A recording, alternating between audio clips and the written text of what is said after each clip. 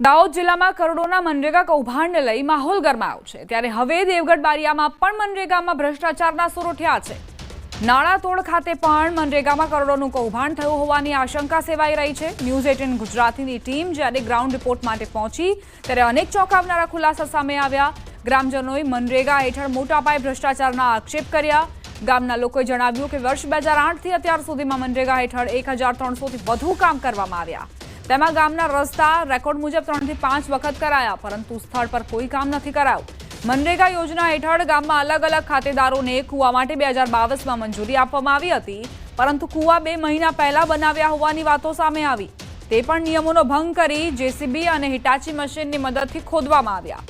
Record મુજબ CC road બનાવી payment પણ થયું છે, પરંતુ સ્થળ પર તો કોઈ કામગીરી જોવા નથી મળી। लगभग 5 वर्ष થઈ ગયા ના એવો ને એવો રસ્તો કાચો જ બનેલો છે અને હજુ તકલીફ બહુ પડે છે। રસ્તા વચ્ચે ખાડા મોટા મોટા છે, બધું સેટ અમારે લગભગ 1.5-2 કિલોમીટરનો અંતર છે અહીં આખો અહીંથી જવાનો, તે પણ બહુ તકલીફ પડે છે। हमारी बाइक भी नहीं जाती, બાઇક મોટી ગાડી તો કોઈ જાય જ નહીં, એવું બધું રસ્તો ખરાબ જ છે આખો। અમારે રોડ બનાવવા કે ગામોને ખબર પડી નથી કે એવો એ કીધું કે રોડ આ તો લિસ્ટ આવી તો ખબર પડી કે નવલસિંહ નાયકનો અમે પહેલો રોડ બનાવ્યો, પછી કે હિંમત નાયકાને પાકો રોડ બોલાવ્યો, વજીસિંહ નાયકાને અમે પાકો બોલાવ્યો, તો એને પાસે કોઈ રોડ પાકો બન્યો નથી। ગામના જાગૃત નાગરિકે આક્ષેપ કરતા જણાવ્યું કે લોકોને મીડિયા સામે પણ બોલવા માટે મનાઈ કરવામાં આવેલી છે। લોકોને જાણ પણ નથી કરવામાં આવતી કે તેઓના નામે કામો મંજૂર થયા છે।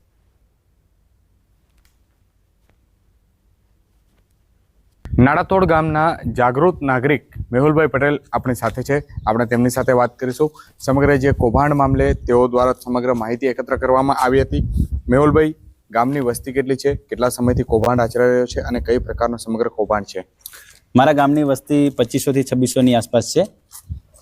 હવે છેલ્લા 20-25 વર્ષથી એક ધાર્યું શાસન ચાલી રહ્યું છે, એ હિસાબે ગામની અંદર ખૂબ મોટા પ્રમાણમાં ભ્રષ્ટાચાર થઈ રહ્યો છે અને આની જાણ ગામની અંદર મોટા ભાગે કોઈ વ્યક્તિ જોડે નથી।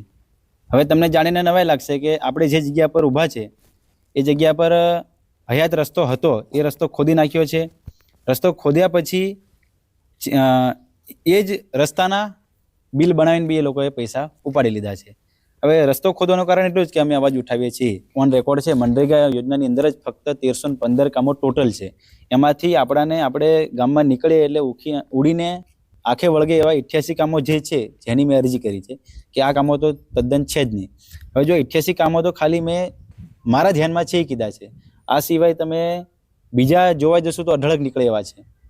અને ફળિયાની અંદર 15 થી 20 ઘરો હોય તો 20 ઘરોની અંદર 5 લાભાર્થીઓના નામના રસ્તા એક જ રસ્તો હોય, એના જ રસ્તા બોલાડી નાખ્યા છે। સરપંચશ્રી દ્વારા ગામ લોકોને દબાણ કરવામાં આવ્યું છે કે ગામની અંદર કોઈ મીડિયાવાળા આવે તો એક પણ વ્યક્તિએ બહાર નીકળવું નહીં અને કોઈ જવાબ કરવો નહીં, અને જવાબ કરવાનો તો એવું કરવાનું હવે થઈ ગયું છે એવો જવાબ। જે આ 71 કરોડનો જે ભ્રષ્ટાચાર બહાર આવ્યો છે ને, એવો ને એવો બીજો 71 કરોડનો ભ્રષ્ટાચાર મારા ગામનો બહાર આવશે। કે લાભાર્થી હોય તો લાભાર્થીને એવું કે તારા નામનું ઘર આંગણું આવ્યું છે, તો હું હોય કે તમે હોય દરેક વ્યક્તિ ખુશ થાય કે મારા નામની યોજના આવી છે, પણ ઘર આંગણાની કોઈ યોજના નથી। આ લોકોએ શું કર્યું છે, ઘર આંગણા પર ખાલી થોડીક આરસીસી કરી દીધી છે, એટલે લાભાર્થીને એવું લાગે કે મારા ઘરે આંગણું થઈ ગયું છે, પણ એ લાભાર્થીના ઘરથી જે એમના ફળિયામાં પાકો રસ્તો જતો હોય 200 મીટર 300 મીટર કે 1 કિલોમીટર, ત્યાંથી એ લોકો પાકું બિલ બોલાડ્યું છે, પણ આની જાણ ગામની અંદર કોઈને નથી। શું માંગ કરી રહ્યા છો? બસ મારી માંગ એટલી જ છે કે ગામની અંદર આની સંપૂર્ણ રીતે તપાસ થાય અને ગામના લોકોને ન્યાય મળે, એ જ માંગ છે મારી। બિલકુલ કહી શકાય કે સમગ્ર ગામની અંદર કૌભાંડ જોવા મળી રહ્યું છે। ગામના દરેક લાભાર્થીઓના નામે ક્યાંક ને ક્યાંક કોઈક ને કોઈક યોજના મંજૂર થઈ તેવું લાગી રહ્યું છે। તેમજ ખાસ કરીને એક વાત જે રસ્તાઓની છે, રસ્તાઓ જે સૌથી મોંઘા મંજૂર થતા હોય છે, લાખોની અંદર જે મંજૂર થતા હોય છે, ત્યારે અનેક એવા રસ્તાઓ જે ગ્રામજનોને તેમના ખાલી ઘર આંગણે તેમને સીસી કરી આપવામાં આવી છે, ત્યારબાદ પૂરેપૂરા રોડના પૈસા ઉપડી ગયા હોય તેવું પણ હાલ આક્ષેપો થઈ રહ્યા છે।